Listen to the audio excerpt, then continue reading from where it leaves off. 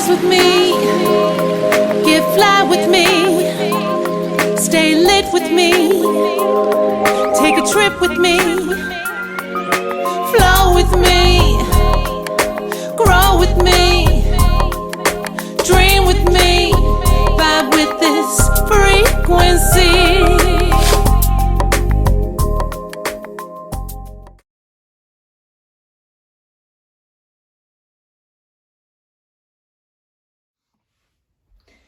Hey y'all, this is Ray, Born the Witch, and I'm coming at you live from Inspiration 215, and I'm here today to give you a reading that is geared towards the new moon in Taurus. So I call this spread the Wonderful Spread, and each of the letters in that picture right there will correspond to a question that I came up with to help us inspire us to have a better, more fulfilling life moving forward at this time. So this is a spread that can be done during new moon cycles to kind of find the keys to unlock those doors that might be hidden from you.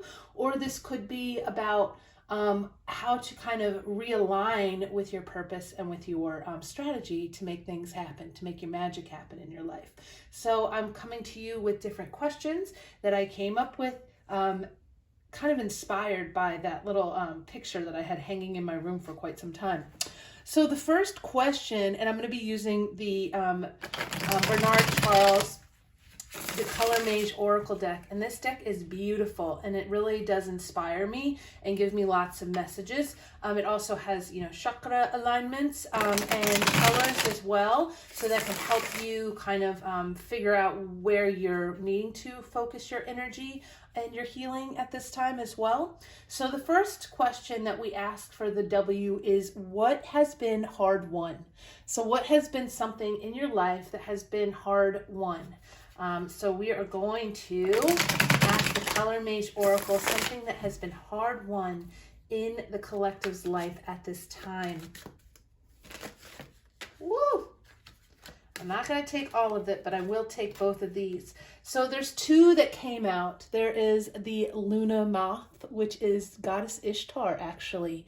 And it is also about fertility. So something that might be hard won for you is your ability to be fertile, not just in like the more physical sense, but also in your abundance and your ways that you create and manifest what you desire. And also thinking about the Goddess Ishtar is all about sacred sexuality. So thinking about the ways in which you have become more fertile in yourself to bring about that magic from within. The next card, something that has been hard won for you, is clairvoyance. So that's a 63. So this is all about that crown chakra and really aligning to the messages and the downloads that you are receiving. So these are things that have been hard won. Maybe managing these things and really kind of honing in on them and integrating them into your life has been hard won for you. So those are our first two cards out. I'm just going to check to make sure that when I do this. There we go. Beautiful. Okay. So this is a 9 and this is a 5. So 5s are all about conflict and change. And then we have a 9, which is all about kind of groundedness and emotional stability all by yourself. So this independent determination kind of energy. The next card and the next question is and this is what do you owe yourself at this time? So what do my collectives owe themselves at this time in order to have a more abundant and prosperous life? What do my collectives owe themselves at this time? So let's get a message for that. What do you owe yourself at this time? Ooh. And, oh my goodness, all the goddesses are on the table. And we have blush, cheerful love. You owe yourself cheerful love. You owe yourself this uplifting love, either of self, and this pink card makes me think of self-love, but also just love from others. You owe yourself that. You deserve it. You probably give a lot of love to others, and this is a 90. So this goes from clairvoyance to the knot with the 63, which is 9, to the 90. So this is a pretty big message to say, like, you deserve to kind of like, skip through the daisy fields, so to speak. So the next card and the next question is, what does your life need at this moment in time? Well, we just got what you owe yourself is cheerful love. So let's see what you need in order to bring that into your life, in order to give yourself that, in order to allow that in. So what does my collective need at this time? I love shuffling these cards. Oh, that just wanted to pop out, so I'm going to take it. I just want to be like, woo! So it's a 12, and this is light apricot, release your fears. What do you need to do? You need to release your fears in order to bring these things in.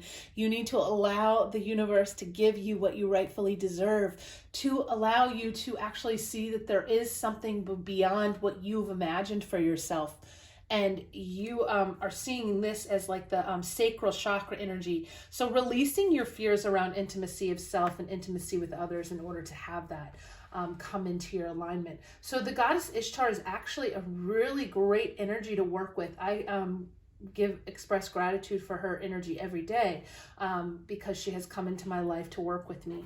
And I think that that is a perfect goddess to kind of call upon to help you find your and embrace your own sacred sensuality and sexuality so that you can see yourself as fertile, not just in like the reproductive way, so to speak, but also in just ways of how you create things and how you put things out into the world around you. So the next row is the Dur, and the first card is, what will this change do for you? So releasing your fears and bringing in cheerful love. What will this change do for you moving forward, using maybe Ishtar as your guide?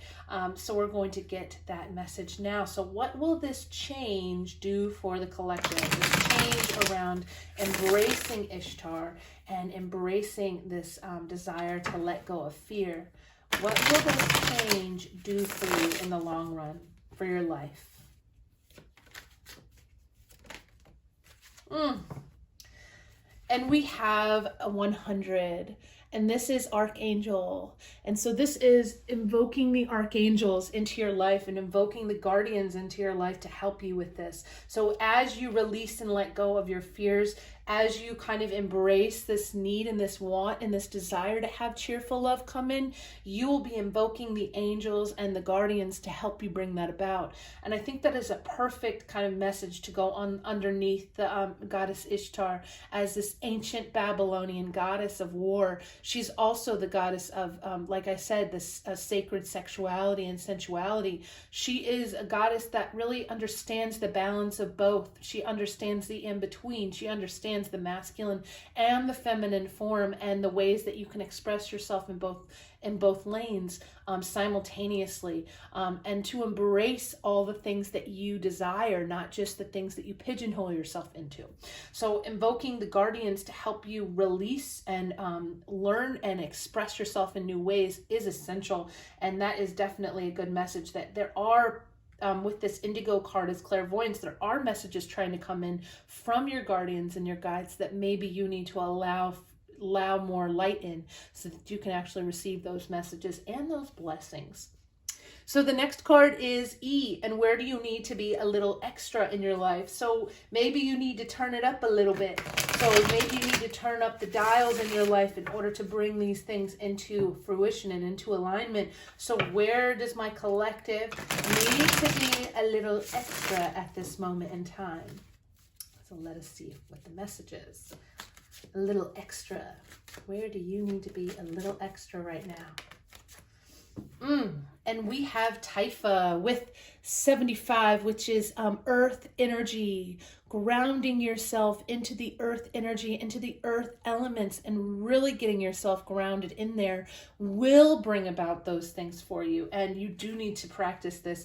There is right underneath the clairvoyance card. So there is this crown chakra, and then there's the root chakra, right? And everything else in between. But in order for us to really see the messages and receive the messages and not see them as ego-based messages that fear does bring about, you need to be truly grounded and centered in the earth and in self. And return to the earth. You know, going out on nature walks is super important. And when you're working with guardian spirits and different energies, they do appreciate that groundedness as well. Okay, so the next question is the R, and the R says, what internal resource do you need to tap into? So what internal resource will help you stay and get grounded at this time in order for you to fulfill, to seek this fulfillment? So what internal resource do you need to tap into at this moment in time? So let's get the message here. What internal resource do you need to tap into at this time? I knew that was going to come out. I was like, the moon, maybe? And I was like waiting for this card to come out. This is another 13. It's a 102, but it goes along with that release your fear. The unknown, the moon, right? The moon is the unknown. It is that, like, I don't know what's on the other side of this, but I'm going to leap anyway and understand what the light has to shine on the situation, the light of the moon. As the moon changes from this new moon to the lighter colors in the sky, and as the crescent forms towards the full moon and the full flower moon, which is super important, we need to be respectful of our inner flow and cycle. We need to understand that that internal resource that we tap into is our internal flame and our internal flow. And the moon will help us do that. As we flow with the moon will help us release our fears every step of the way leading up to the full moon. The new moon is a perfect time to set your groundwork for what you want to bring into your life towards the full moon. So the new moon really does give us that place to lay the groundwork for the new habits of mind that we want to center ourselves in, the new rituals and practices that we want to start integrating into our life to seek that fulfillment and those blessings that we deserve and desire, and how to release those fears that keep us trapped and keep us binded to the old self. We are in the state of change. We are in the year of 5. We are also in the month of the 5, which is all about these really intense changes. When you think about the Hierophant, think about what do you want to stand on in the future, not what you stand on currently. Your paradigm shift means that you kind of break some things and break the mold, so to speak, so that you can flow into what really is right for you.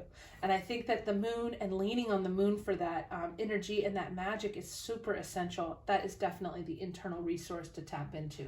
Your dreams are also going to be super important at this time to give you the messages, to give you the instructions for how to move through each day. If you allow, if you dream intentionally, if you set intention to dream. I had a dream last night where I was kind of like moving along with the ocean. I was like in an underwater oasis for most of my dreams last night. It was beautiful. So the next question, and this is for the full row. So the next question is, what will help fuel this desire? So when you want to tap into that internal resource of inner flow and cycle, what will help you fuel that desire at this time? What will help us fuel that fire at this time? And I just saw sunflowers, so that just peeked out, just so you know. So let's see what we get here. What will help fuel us at this time? Ooh! And we have 104 ego shadow work. So what's going to fuel our need to kind of bring these things back into balance is that shadow work. So that is going to be the fuel that we need to really bring this desire into balance. Doing that internal work to help us understand where our fears actually lie so that we can work to resolve them either in dream space or in our waking moments. But knowing that that is intentional work that we can do with water, with the moon energy as well. But we can also do this in dream space where we work on some shadow aspects of ourselves that we can release and release our subconscious into. So definitely shadow work leading up to this full moon is essential if we want to reap the bounty of all the flowers and all the seeds that we did plant. The next question is, what aspects of yourself do you need to unite at this time? So what aspects do we need to unite in order to complete and do the shadow work? No, we don't ever complete it. We just continue on with it in order to release some of these fears. And so we have this idea of uniting with clary sage, euphoria, and insight. And that is a 49. So thinking about that, thinking about like that being a 13. So that is a number 4. But this clary sage card is all about like clearing things out as well. And it really is a herb that helps women, specifically when they're on their menstrual cycles or when they need to regulate their emotions. So this might be something, an ingredient that will help you unite with yourself and stay grounded in this energy leading up to the full moon. And thinking about how to manage your inner flow and cycle as well, because our inner flows and cycles do dictate a lot of our moods and our emotions and the ways that we navigate in this world, especially if we are cis female. You know, that is something that's just a given, right? So understanding how to gain that euphoria and that insight and lift our mood is essential. So that is kind of the ways that you can unite yourself, is just by lifting your mood and using herbs and using different medicine from the earth to help us stay grounded and stay in alignment with self. And we have this pink color, this dark pink color kind of coming under the blush color of cheerful love. So if we want to kind of lighten our heart and lighten our minds, bringing that in as well might help. And the last card is, what does your soul want you to learn at this time? So what does our soul want us to learn? And it does want me to shuffle one more time here.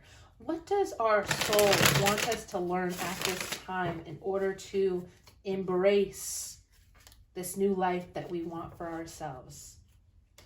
What does our soul want us to learn by undergoing all these intense transformations and changes? What does our soul want us to learn?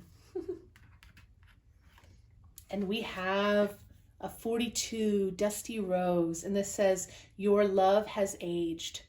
So what does your soul want you to learn? It wants you to learn that there is a sense of mature love here. Might be a mature love of self, but also a mature love of just understanding what love actually is. Love is not just cheerful and joyful all the time. There are some elements of it that do require us to be wiser of mind. If we look at these 3 pink cards in alignment with what we've seen in this reading, we see blush, which is cheerful love. We see clary sage, which is euphoria and insight. And then we have dusty rose. Your love life has aged. So you need to break out of your own self-imposed limitations in regards to love so that you can bring that freshness and that newness and that euphoria back into your life. And in order to do that work, in order to attract the love that you actually want, you do need to release the fear and do that shadow work that prevents you from attracting what you rightfully deserve. So I love that as the message here. Using the guardian angels as your guides can help. And also Ishtar is essential for this message right here. She definitely goes along with this message. Look her up, look up what her energy kind of invokes, look up how to kind of work with her and how to kind of be empowered and strengthened by her energy. She is an amazing goddess to work with. Have a wonderful rest of your new moon, and I look forward to doing this reading leading up into the full moon to see how we have progressed and how we have grown in this aspect of our shadow side.